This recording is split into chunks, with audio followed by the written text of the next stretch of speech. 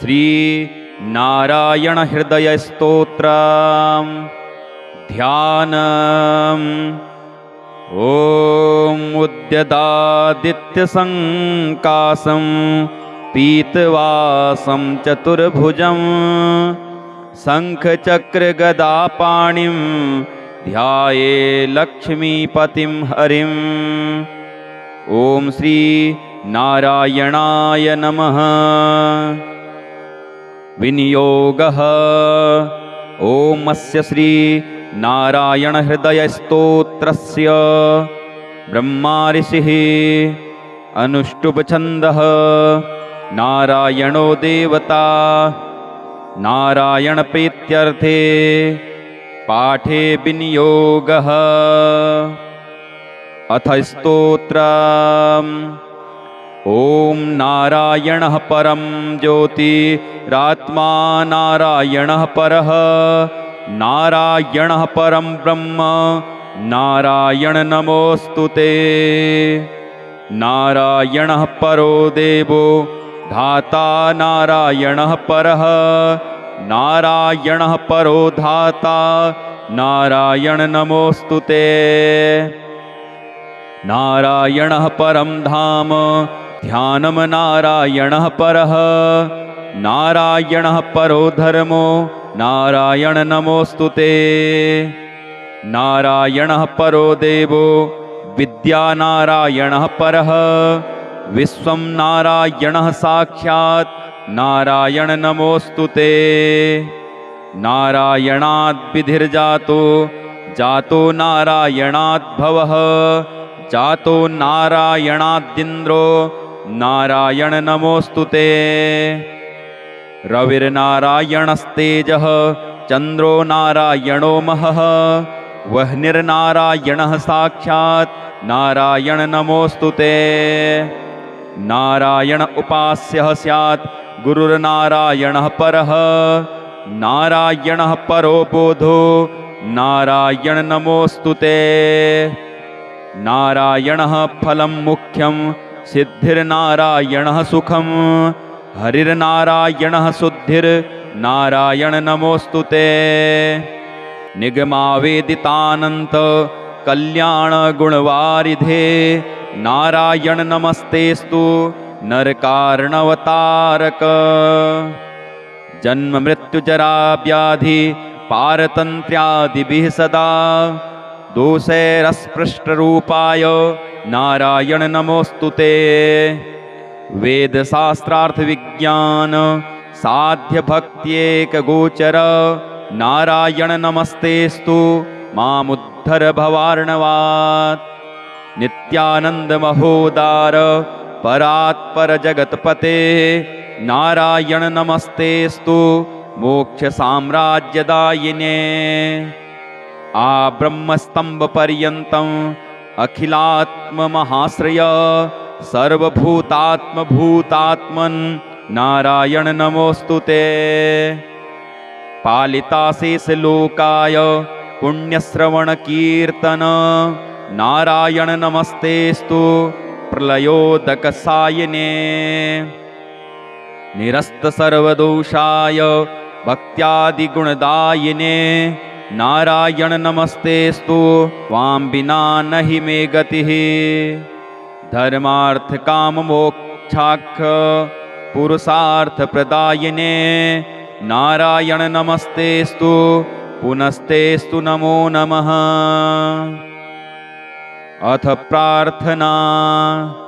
नारायण त्वमेवासि दहराख्ये हृदि स्थितः प्रेरिता प्रेयमाणानां त्वया प्रेरितमानसः। त्वदाज्ञां शिरसा कृत्वा भजामि जनपावनं नानोपासनमार्गाणां भवकृद्भावबोधकः।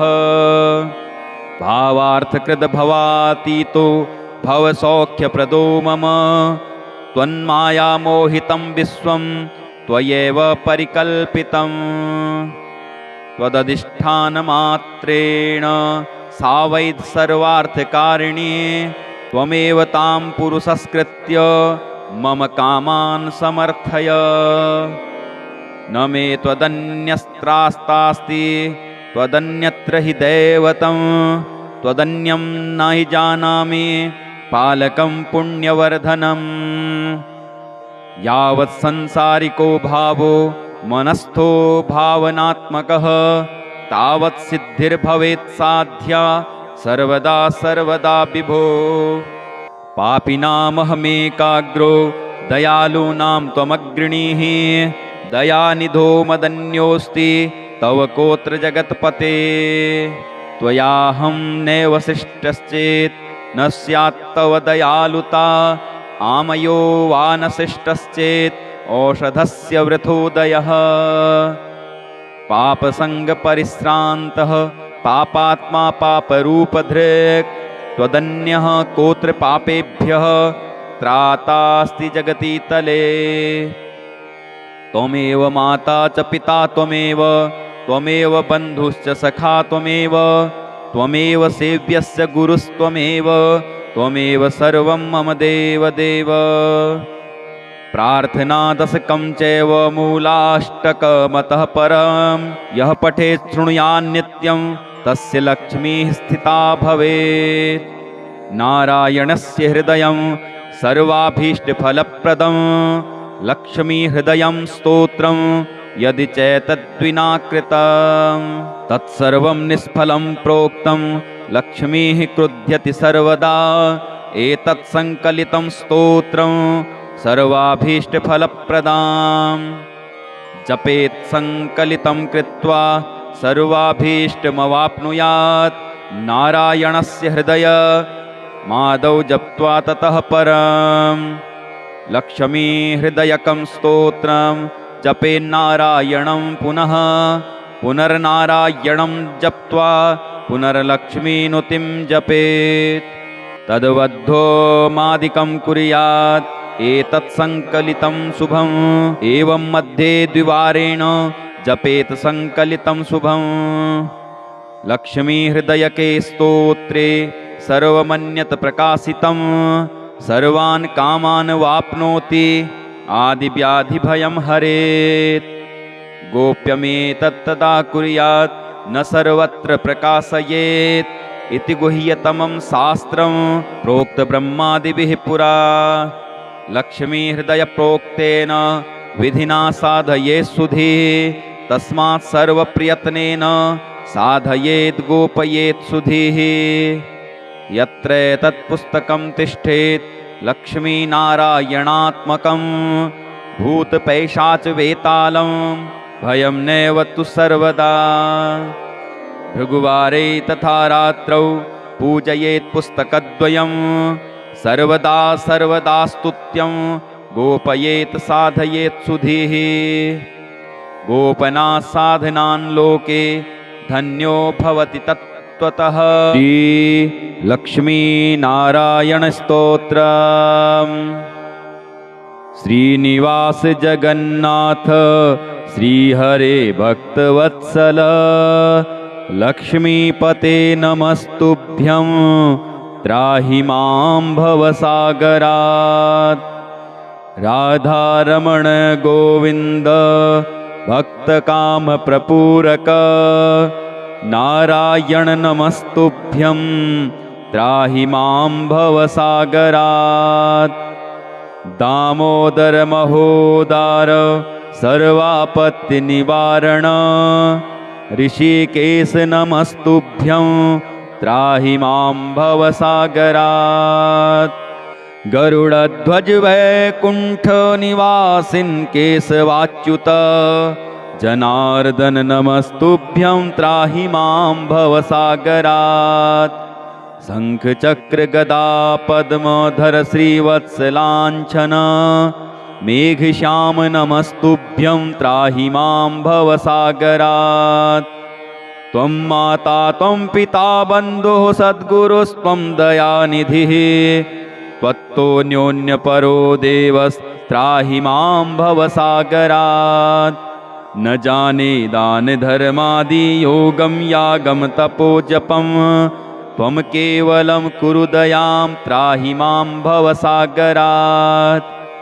न मत्समो यद्यपि पापकर्ता न तत्स्वमोथापि हि पापहर्ता विज्ञापितं त्वेतदशेषसाक्षिन् मामुद्धरार्थं पतितं तवाग्रे।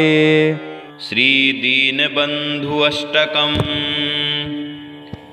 यस्मादिदं जगदुदेति चतुर्मुखाद्यं यस्मिन्नवस्थितमशेषमशेषमूले यत्रोपयाति विलयं च समस्तमन्ते दृग्गोचरो भवतु मेद्य स दीनबन्धुः। चक्रं सहस्रकरचारुकरारविन्दे गुर्वी गदाधरवरश्च विभाति यस्य पक्षीन्द्रपृष्ठपरिरोपितपादपद्मो दृग्गोचरो भवतु मेद्य स दीनबन्धुः। येनोद्धृता वसुमती सलिले निमग्ना नग्ना च पाण्डववधूः स्थगिता दुकूलैः सम्मोचितो जलचरस्य मुखात् गजेन्द्रो दृग्गोचरो भवतु मेद्य स दीनबन्धुः। यस्याद्रदृष्टिवसतस्तु सुराः समृद्धिं कोपेक्षणेन दनुजा विलयं व्रजन्ति भीताश्चरन्ति च यतोऽर्कयमानिलाद्या दृग्गोचरो भवतु मेद्य स दीनबन्धुः। गायन्ति सामकुशलायमजम् अखेषु ध्यायन्ति धीरमतयो यतयो विविक्ते पश्यन्ति योगिपुरुषाः पुरुषं शरीरे दृग्गोचरो भवतु मेद्य स दीनबन्धुः। आकाररूपगुणयोगविवर्जितोऽपि भक्तानुकम्पननिमित्तगृहीतमूर्तिः यः सर्वगोपीकृतशेषशरीरशय्यो दृग्गोचरो भवतु मेद्य स दीनबन्धुः। यस्याङ्घ्रिपङ्कजमनीन्द्रमुनीन्द्रवृन्दैर् आराध्यते भवदवानलदाहशान्त्यै सर्वापराधमविचिन्त्य ममाखिलात्मा दृग्गोचरो भवतु मेद्य स दीनबन्धुः। यन्नामकीर्तनपरः स्वपचोऽपि नूनं हित्वाखिलं कलिमलं भुवनं पुनाति दग्ध्वा ममाघमखिलं करुणे क्षणेन दृग्गोचरो भवतु मेद्य स दीनबन्धुः। दीनबन्ध्वष्टकं पुण्यं ब्रह्मानन्देन भासितं यः पठेत् प्रयतो नित्यं तस्य विष्णुः प्रसीदति।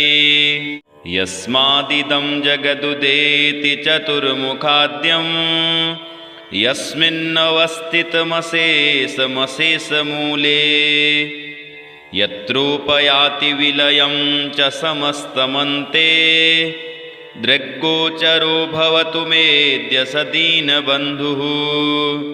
चक्रं सहस्रकरचारुकरारविन्दे गुर्वी गदाधरवरश्च विभाति यस्य पक्षीन्द्रपृष्ठपरिरोपितपादपद्मो दृग्गोचरो भवतु मेद्य स दीनबन्धुः। येनोद्धृता वसुमती सलिले निमग्ना नग्ना च पाण्डववधूः स्थगिता दुकूलैः सम्मोचितो जलचरस्य मुखात् गजेन्द्रो दृग्गोचरो भवतु मेद्य स दीनबन्धुः। यस्याद्रदृष्टिवसतस्तु सुराः समृद्धिं कोपेक्षणेन दनुजा विलयं व्रजन्ति भीताश्चरन्ति च यतोऽर्कयमानिलाद्या दृग्गोचरो भवतु मेद्य स दीनबन्धुः। गायन्ति सामकुशलायमजम् अखेषु ध्यायन्ति धीरमतयो यतयो विविक्ते पश्यन्ति योगिपुरुषाः पुरुषं शरीरे दृग्गोचरो भवतु मेऽद्य स दीनबन्धुः आकाररूपगुणयोगविवर्जितोऽपि भक्तानुकम्पननिमित्तगृहीतमूर्तिः यः सर्वगोपीकृतशेषशरीरसंयो दृग्गोचरो भवतु मेऽद्य स दीनबन्धुः यस्याङ्घ्रिपङ्कजमनीन्द्रमुनीन्द्रवृन्दैर् आराध्यते भवदवानलदाहशान्त्यै सर्वापराधमविचिन्त्य ममाखिलात्मा दृग्गोचरो भवतु मेऽद्य स दीनबन्धुः यन्नामकीर्तनपरः स्वपचोऽपि नूनं हित्वाखिलं कलिमलं भुवनं पुनाति दग्ध्वा ममाघमखिलं करुणे क्षणेन दृग्गोचरो भवतु मेऽद्य स दीनबन्धुः दीनबन्ध्वष्टकं पुण्यं ब्रह्मानन्देन भासितं यः पठेत् प्रयतो नित्यं तस्य विष्णुः प्रसीदति।